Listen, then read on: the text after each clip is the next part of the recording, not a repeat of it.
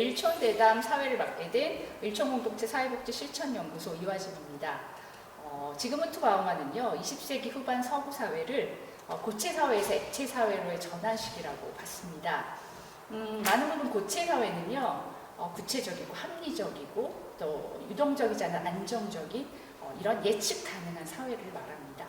액체 사회는요 불확실성의 유동적인 그리고 예측 불가능한 사회를 말하는데요. 동시대 살아가는 세대 간의 갈등이 바로 이 세대 교체에서 오는 부분들이라고 많이 보고 있고요. 액체 시대의 젊은이들에게는 또 많은 부분 어떤 설레라든지 경험에 의해서 많은 부분 얘기하는 것들을 미래의 변화를 저해하는 방해 요인이라고 보기도 합니다.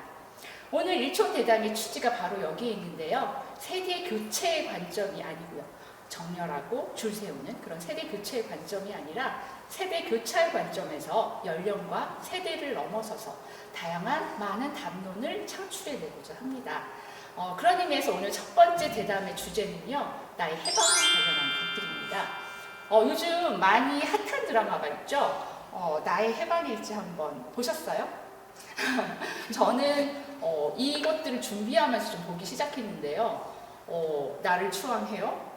나에 있어서의 모든 관계는 노동이다. 이런 말들이 참 인상적이었습니다.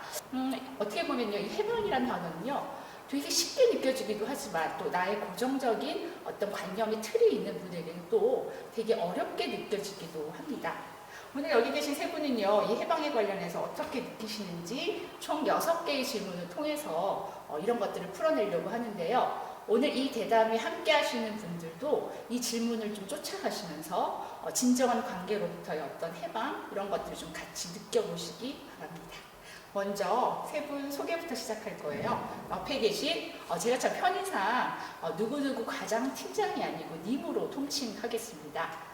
김희경님부터 소개를 좀 해주세요. 네, 안녕하세요. 저는 방학골 복지관에서 일하고 있는 김희경이라고 합니다. 반갑습니다. 네. 네, 안녕하세요. 저는 장희종합사회복지관에서 근무하고 있는 사회복지 선수가 되고 싶은 선수라고 합니다. 네, 선수님. 안녕하세요. 사회복지 책마을 이명묵입니다. 반갑습니다. 네.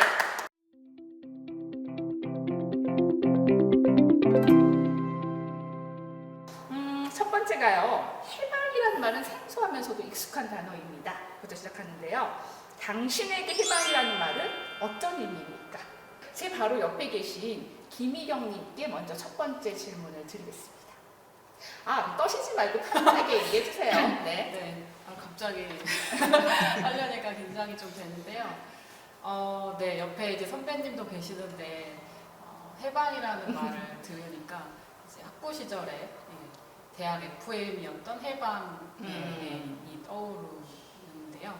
그리고 특히 그 운동을 하던 언니들이 삭발하던 그런 장면이 떠오르는데 사실 저는 이제 운동과는 거리가 먼 학생이었어요. 왜냐하면 저희 아버지께서 절대 대학 들어가서 운동하면 안 된다고 네, 그렇게 좀 말씀을 많이 해주셔서 그걸 하면 안 된다고 저 스스로 생각했었고 멀리서만 지켜봤던 그런 느낌이 드는데 다시 돌아가면 하지 않았을까라는 생각은 들고 어쨌든 그 시절이 좀 그립기도 합니다. 기다리시면서 고개를 끄덕끄덕 하셨는데요. 선수님은 어떠신지? 좀 해방이라는 단어가 저는 그냥 딱 직설적으로 딱 그냥 듣자마자 좀 다가왔던 건 그냥 제가 원하지 않는 어떤 것, 뭐 상황이라든지 뭐 일이라든지 아니면 뭐 관계라든지 그런 환경 그런 것들에서 좀 벗어난 상태를 저는 해방이라고 좀 봤는데요. 예전에 좀 군에서 이제 전역했을 때 좀 많이 해방감이 들었던 것 같아요. 마침 또 제가 요 파주에서 제가 군 복무를 또 했었는데 또 감회가 좀 새로운 것 같습니다. 장소에 다시 왔다는 게. 두 후배님 또 얘기 들으시면서 이명묵님 또 이렇게 생각하시는 포즈를 취해주셨는데 어떨까요? 이명묵님에게 있어서의 이 해방이라는 이 말은 어떤 의미이실까요? 이제 어떤 사회적인 구속, 굴레, 억압 이런 거는 많이 생각해봤지만은 저 개인에 관한 것들은 크게 생각 안 하고 바뀌었던 것 같아요. 그래서 오히려 이제 이 구속감을 받았다고 하면은 학교라고 하는 환경이죠. 그 학교라는 환경이 저한테 너무 스트레스가 심해가지고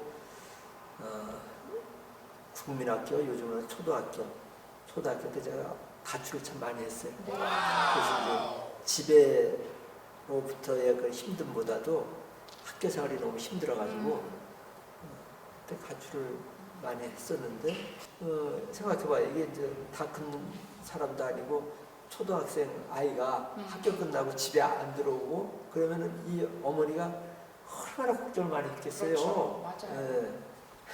네, 전혀 우리 이명웅님의 이미지가 전혀 그렇게 가출을 이렇게 자주 하시는 이미지로 안 보이시는데 상당히 또 새로웠던 것 같습니다.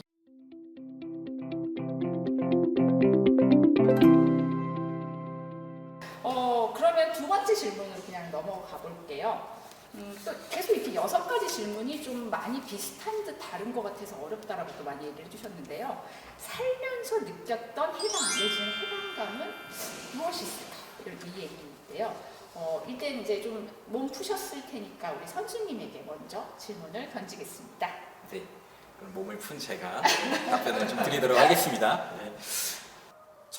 제가 흡연을 했을 때 좀 이제 그런 좀 해방감이라고 생각된 어떤 그런 느낌을 좀 받았던 것 같아요. 왜냐하면 그 이제 흡연에 대한 저희가 뭐 가족력도 없고 그리고 이제 분위기도 이제 저희 집안 같은 경우에 이제 기독교 집안이었기 때문에 뭐 담배 피는 게 거의 약간 죄악시 되는 이제 또 그런 분위기였어서 그 다음에는 제가 이제 제가 이제 그렇게 안 보이시겠지만 제가 결혼을 했습니다. 내가 내 가정이 생기고 그다음에 내가 이제 가장이 좀 되면서 좀 뭔가 내가 선택할 수 있는 것들도 조금 늘어나는 것 같고 제가 저로서 그냥 하나의 그냥 객체로 그냥 사회로부터 약간 인정받은 느낌이 좀 드는 거예요. 뭐 물론 이제 여전히 좀 약간 그런 경제적인 부분에 있어서는 약간 도움을 받는 부분들이 없지 않아 있긴 하지만 그래도 아까 말씀드린 것처럼 뭔가 제 선택으로 결정할 수 있는 그런 사항들이 좀 많아지면서 그런 걸 통해서 좀 해방감을 좀 많이 느꼈던 것 같아요. 네. 네, 이어서 그러면 이명웅도 살면서 느꼈던 해방감에 대해서 얘기해 주시면 될 것 같아요. 제가 이제 해방감을 가진 거는 제가 이제 고등학교 이제 중퇴를 했어요. 네. 그래서 매일같이 남산도서관에 책을 읽다가 이 학교 가서 공부하는 게 아무 의미가 없다. 그래가지고 이제 학교를 부모님 모르게 자퇴를 했죠. 그때 이제 좀 해방감을 느낀 거죠. 내가 아무 필요도 없는 학교를 때려치고 이제 내가 나의 길을 간다 이렇게 생각하니까 그때 해방감을 그건 유일했던 것 같아요. 개인적으로는. 그러세요?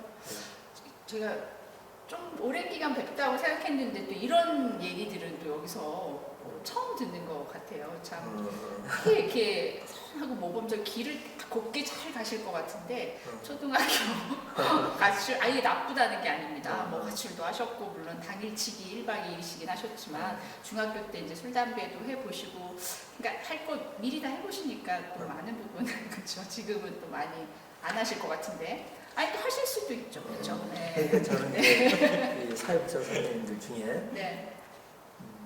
이렇게 청소년을 네. 만나는 선생님들 있잖아요. 네. 이런 선생님들이 어려서 가출도 안 하고 또 학교 다니면서 이렇게 사고도 안 치고 이런 사람이 청소년들 만나서 뭘 할 수 있을까 그런 걱정은 돼요. 네. 그래서 청소년 시절에 많이 사고 쳤던 이런 사회복사가 사회복지 하기에는 더 적합하지 않나. 네. 저 같은 사람은 그러면 사회복지하면 안 돼요. 농담입니다, 여러분. 죄송합니다. 김희경님 많이 기다리셨는데 어떠셨어요? 제 제3세계에 가서 이제 빈곤 문제 해결에 내가 도움이 돼야 된다는 어떤 누구도 나한테 그런 어떤 거를 강요하지 않았는데 저 스스로의 어떤 책무가 그런 거에 좀 매몰돼서 살았던 것 같은데 그러다가 이제 준비를 해서 2002년도에 그 프랑스로 1년 유학 이제 어학연수를 갔었어요. 근데 사실 뭐 어려운 형편이라고 생각했는데 이제 준비해 주셔서 갔지만 가서 이제 그 시골 마을이었거든요. 대학 기숙사에서 어느 날 밤에 이제 TV를 보는데 다 알아듣지 못했지만 북한 관련된 다큐멘터리가 나오는 장면. 불어로 하는 것들. 그렇죠. 그런데 이제 저 다 알아듣지 못했죠. 하지만 장면으로 제게 오는 게 되게 충격적이었던 거거든요. 전혀 저는 이제 북한의 생활상에 대해서 관심은 있었지만 그런지 몰랐었고 그러다 보니까 내가 왜 내 민족에 대한 관심은 없고 다른 그런 거에 관심이 있었을까. 물론 그게 잘못된 건 아니지만 그런 생각이 오히려 다른 나라에 가서 그 한국 사회에도 관심을 갖게 되는 계기가 된 거죠. 그러고 이제 다시 한국에 돌아와서 사회복지를 복수전하기 시작하게 됐어요. 그래서 어쨌든 그런 어떤 계기와 마음들이 좀 변화했던 것들이 하나의 좀 저한테는 내가 어떤 걸 붙들고 있다가 그게 전부는 아니고 또 내가 가야 될 길이 따로 있을 수도 있구나라는 하나의 어떤 첫 번째 그런 해방감이었다는 생각이 들었고요.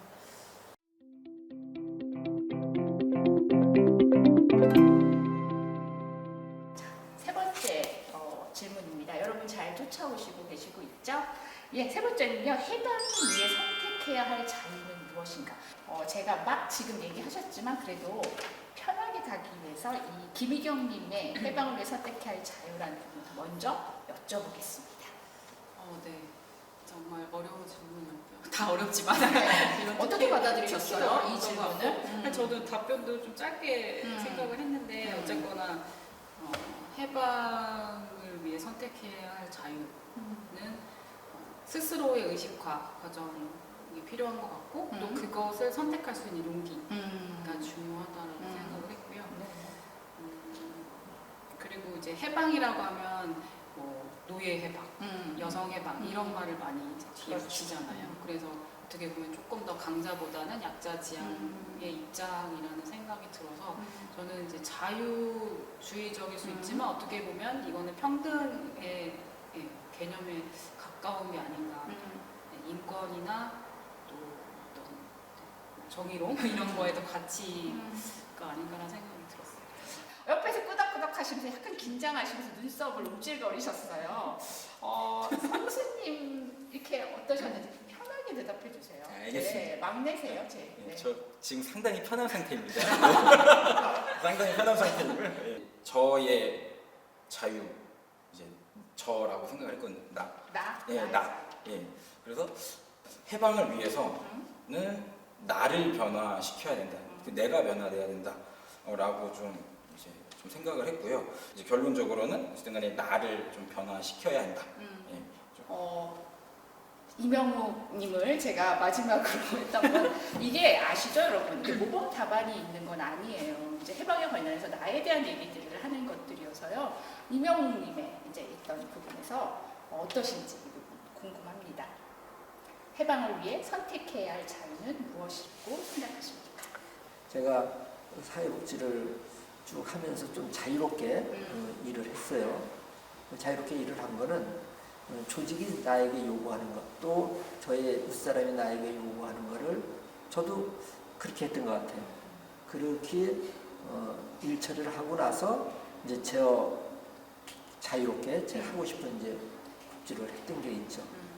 우리 사회복 조직들도 그쪽에서 요구하는 것들을 120% 좀 깔끔하게 좀 해주고 나면은 또 우리 조직은 우리 조직대로 좀 자유롭게 우리 하고 싶은 일을 할 수 있는 환경을 우리가 좀 만들어가지 않을까 그런 생각을 합니다.